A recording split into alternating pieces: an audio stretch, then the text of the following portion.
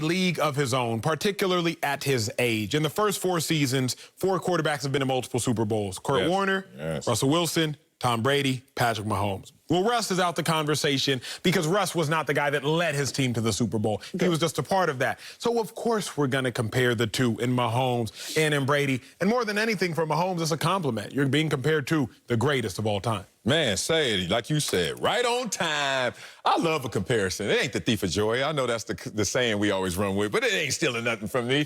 I bring up a name that's going to tug at your heartstrings right now. I know because we are both in Olympic mode. And no, we ain't boycotting, damn it. No, we ain't boycotting. Arian Knighton. Ooh, know that? Look at your face. See? 17 years young, right? Broke Usain Bolt's 200-meter world record for kids under 18. Think we ain't comparing him to Usain Bolt right now? Now, if he finishes the deal and finishes out the comparison, that's on him. What's on me is to say, wait a minute, at the same age, this dude was this. So let's talk about Tom Brady and Patrick Mahomes at their 4 seasons. Do you know that Patrick Mahomes had a better win percentage? Yes, he does. Completion percentage? Yes, he does. Passing yards per game? More touchdowns? Fewer interceptions. So many people say less, it's fewer. And a better passer rating than Tom Brady, the terrific. I was there when Tom started. We saw it. We didn't see it coming. We saw it. It was like, damn, New England wins again. New England wins again. Tom Brady's getting better. Tom Brady's getting better. But Patrick Mahomes, you saw it and you saw it coming. So they're different. Because in their first 4 years, Mahomes has reached 3 AFC title games and 2 Super Bowl appearances, 1 victory. Brady made the playoffs in 2 of his 3 starting seasons, but here's the kicker. Tom Brady said, like Jordan, when I get there, we gonna do the damn thing. And he won both of his appearances. That's the only slight on you right now, Patrick Mahomes, but no slight to anyone who compares the two. Got to bring in Fox NFL analyst Bucky Brooks. So, Bucky, is it too early for Patrick Mahomes and Tom Brady comparisons? But before I can even answer the thing, I want y'all to know my phone has been blowing up nonstop with these doggone jokes. These jokes that you put on Instagram and Twitter. I got my mom and them talking about me. I got my kids embarrassed. I got my family members. Everyone's like, hey, man, you can't let them fire off on you like that without getting back. So just know at some point I'm coming. But I'm going to say this when it comes to Patrick Mahomes and Tom Brady. Man, it's too soon to make these comparisons. I don't know why you guys are on the barnyard trying to have the great play with the GOATs. I don't understand why we're doing this. Patrick Mahomes has 1 title. 1 title. I don't even know if Patrick Mahomes is in the same category as Eli Manning, because Eli Manning has 2. So before we can compare Patrick Mahomes to Tom Brady, he has to get more rings. He has to be in close enough range for us to have that conversation. Look, whoever wins the NBA Finals, whether it's Giannis, whether it's Chris Paul, we're not going to have the comparison, hey, are they the next Jordan? Hey, are they the next LeBron or Kobe? No, because you got multiples before you can get in that conversation. So, no, we will not have a discussion about Patrick Mahomes being in the same class as Tom Brady until Patrick Mahomes put another ring on their finger.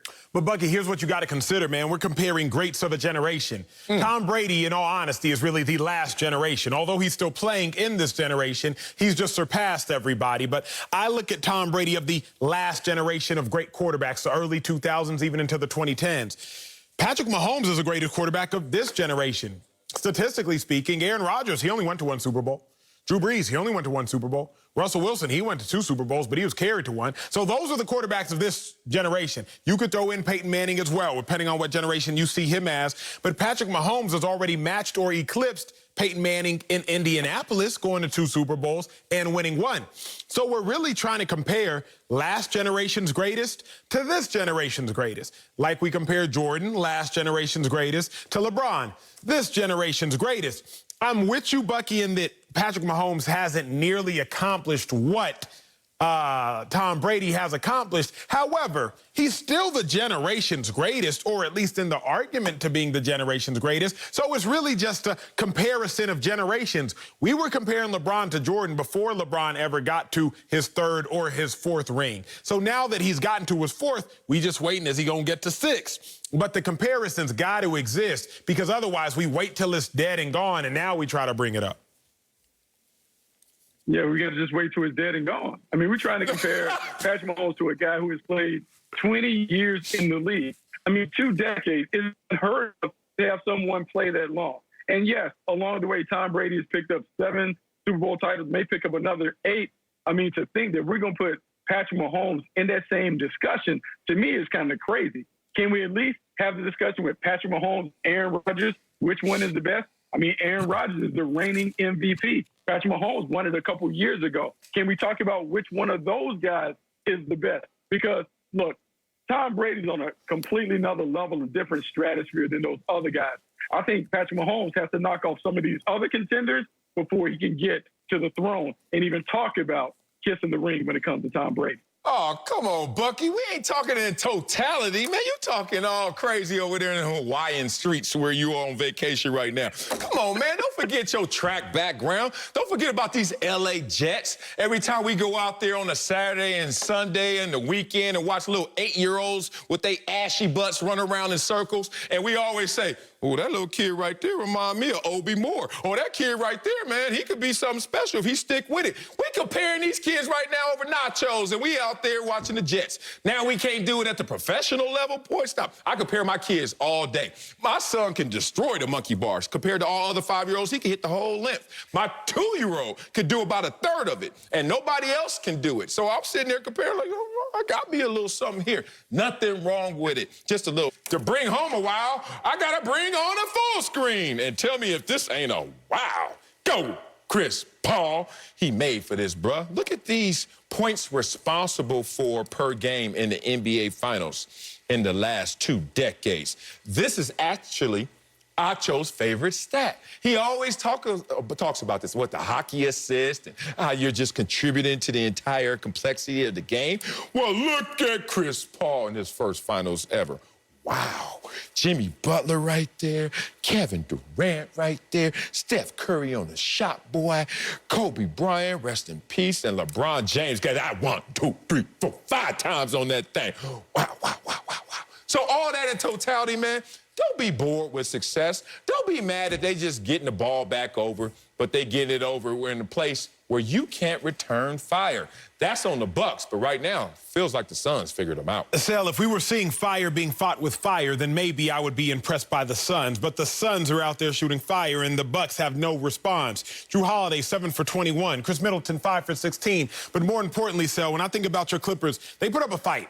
Remember against the Suns, first 5 games, had 4 different starting lineups. Ty Lue was like, hey, I'm going to try whatever works. And he figured things out. He stole 2 of the first 4 games. But he out there just rolling out the same lineup that worked against the Nets in hopes that it might work against these Suns, as if he's playing the exact same team with identical rosters. The reason the Suns aren't impressing me is because, or not impressing me more than the Bucks are disappointing me, is because the Bucks aren't giving them their best shot. You beat somebody when they give you your best shot, all of a sudden they'll say, yes, clap for you, I am impressed. But the Suns are beating the Bucks when Drew Holiday's scoring 33% of his field goals. The Suns are beating the Bucks when Coach Bud is making no adjustments. The Suns are beating the Bucks when Chris Middleton is regressing instead of progressing. So none of that tells me I should be impressed with the Suns as opposed to vastly disappointed with these Bucks. 100% correct. And again, I'm not going to focus on the offense, but I'm going to focus simply on the categories where effort comes up biggest. The Phoenix Suns in Game 2 had 11 offensive rebounds, and 6 of those came from their backcourt. Devin Booker had 2 offensive rebounds. Chris Paul, Mikal Bridges. That's simply a matter of effort and boxing out and getting after it. The Bucks demonstrated against the Atlanta Hawks, against the Brooklyn Nets, what they're capable of when they play with collective energy at the defensive end. They've beaten a better three-point shooting team in the Brooklyn Nets than these Phoenix Suns.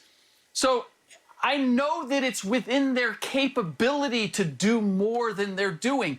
And that's why, Marcellus, when I look at this, what we've seen so far, it hasn't been that close. The Bucks have threatened, but we didn't expect that it was going to be a runaway train, certainly not the way that it has been in terms of the Bucks simply not showing up and giving you your best effort. That's, look, You make shots, you miss shots. That's going to happen. It's part of the game. You're going to turn the ball over. There are going to be matchups that you've got to figure out. But this pure effort of we're going to close out on threes and we're going to make them take contested shots, we're going to box out and we're not going to allow them to have second chance opportunities, particularly when they're playing small, that is a matter of effort. And I think I'm fully within my rights to say I'm disappointed in the effort that the collective Milwaukee Bucks have given so far in this series. Man, fully within your rights. I should arrest your ass. That's how it sounds like, arresting you. Logical fallacies just dropping out y'all pockets. Let me tell you, nobody in sports ever has played bad without some help. You know why? Because the other team is out there to make sure you play bad. So y'all keep coming out here with this